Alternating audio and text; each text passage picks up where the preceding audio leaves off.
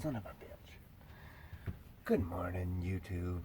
I just messed a video up. So I'm starting over. So this is almost scripted. Not really. Just practiced a little bit, so it'll probably come out worse. I was thinking about the hippies and the hippie movement, and it led down a train of thought to lack of evidence of things. All right. First off, the hippies were supposed to be about peace and love for the earth, for everybody.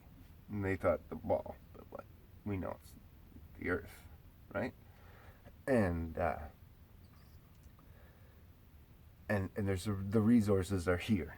We have everything we need for everybody to have a really good life. We could, I said this before too, but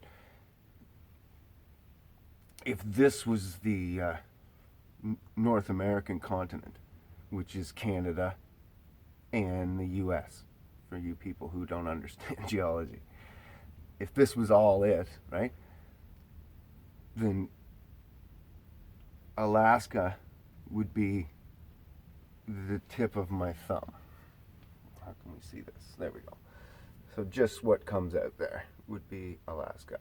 We could all fit in Alaska comfortably with like acres each and a house and have all of this empty of mankind completely. There's enough space for that. And it's not just in we could do that all over, right? Because like, Jacksonville, Florida would be like that, and that's all 7 billion of us. So you'd have Asia also empty, Australia also empty, Africa also empty, South America also empty.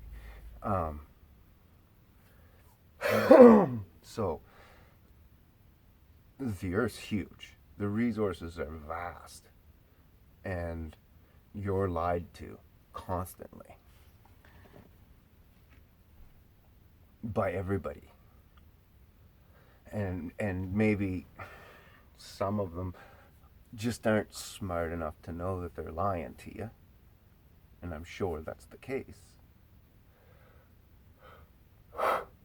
But a lot of them know that they're lying to you, and they're doing it very maliciously.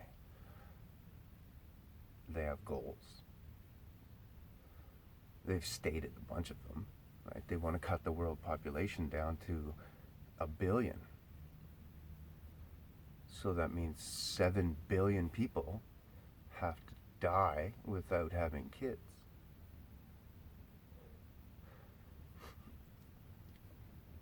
That's just the numbers or whatever. Draw your own conclusions. Hope they're better than NASA's.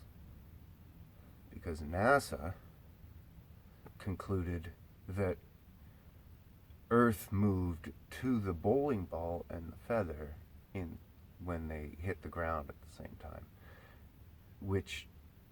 And then that was like a genius theory or whatever, which is the stupidest thing I've ever heard, but also doesn't help gravity. Right? Where was gravity and all that? Why didn't you be like, well, we proved the mass of an equation of blah blah blah, and then say, oh shit, but it wasn't mass because the feather has no mass, but it came down just like the bowling ball, so that can't have anything to do with it.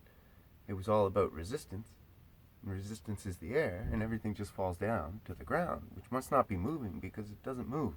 God said that let it be unmovable, right?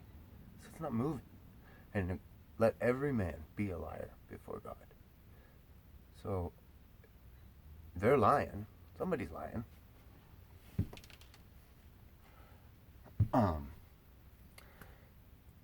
Which brings you to the geologic timescales and all Earth aging science, like the carbon dating and radiometric dating and all that dating, is all theory shit as well.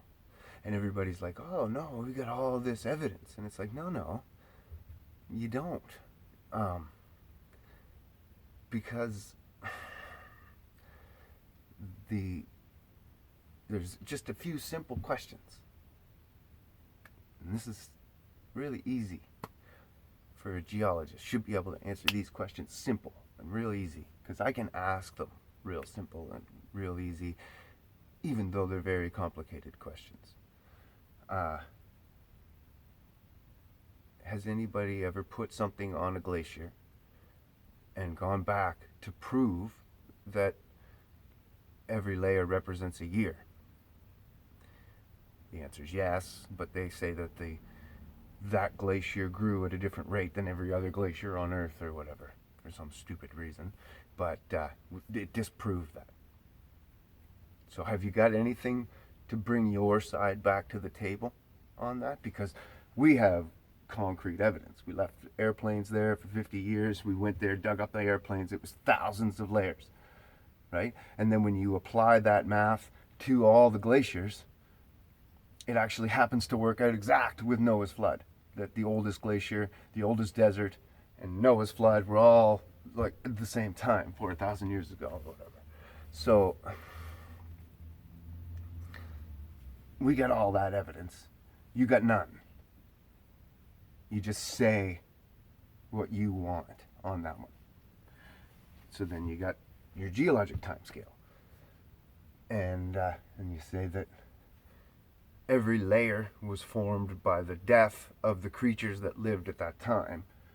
And then we piled up, crushed each other, and they became coal, petrified stone, or whatever over time. And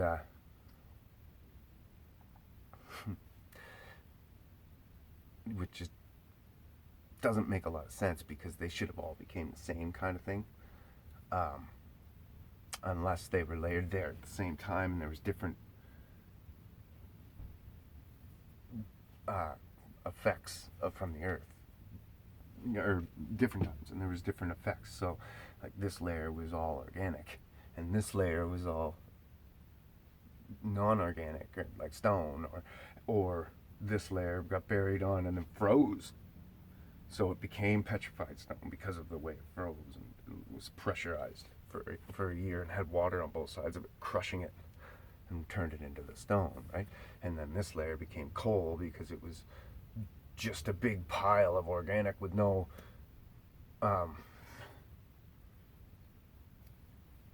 other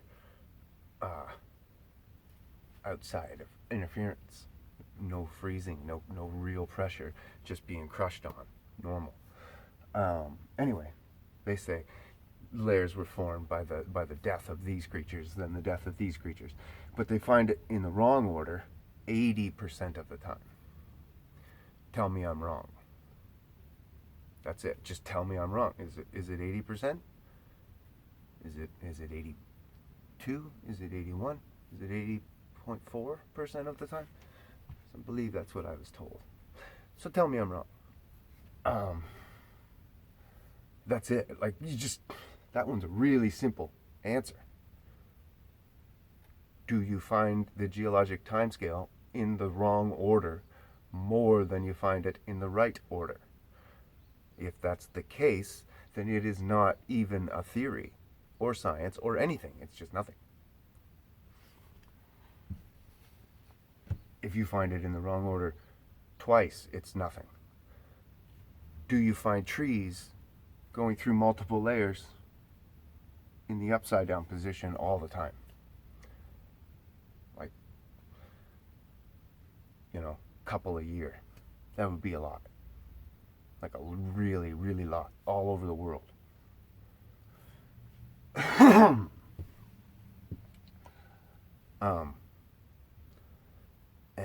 And that would like fuck up your theory big time. Anyway, so just that alone is enough to, to destroy your whole theory. But then you guys always bring up carbon dating, and you don't know what it is. And you're like, oh, well, we got carbon dating. Well, carbon dating refers to the geologic timescale in order to get its numbers. So you got to carbon date something in the geologic timescale, and then carbon date your object, and then you can say, okay, it's from that era, because it carbon dates the same as those. But it's also a mathematical equation, carbon dating. There's a way to work it backwards and just date the world and say, oh, well, it started here, so it's that old.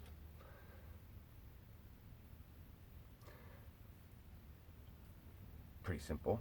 And then you can also work carbon dating forward, and it has an end, a plateau, where everything's the same from that point on.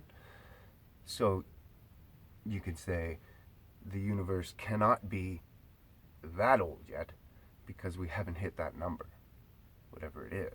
So you could just figure out what that number is and say, oh, okay, well, we got to be way below that, because it's going to happen when there's this much carbon in the universe, and we only have this much carbon in the universe, so we can only be, if there's this much space in the carbon dating scale, this is the plateau, and this is the start. Well, you could figure out exactly where we are in that scale and know exact how old the universe is and how long we can use the carbon dating method. All seems pretty simple, right?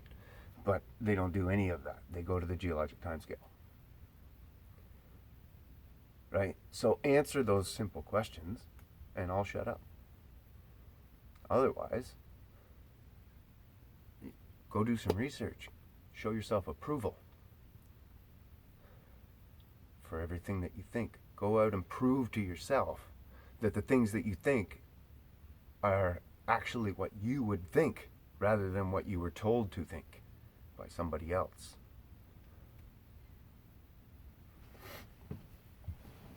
Have a great day, YouTubers.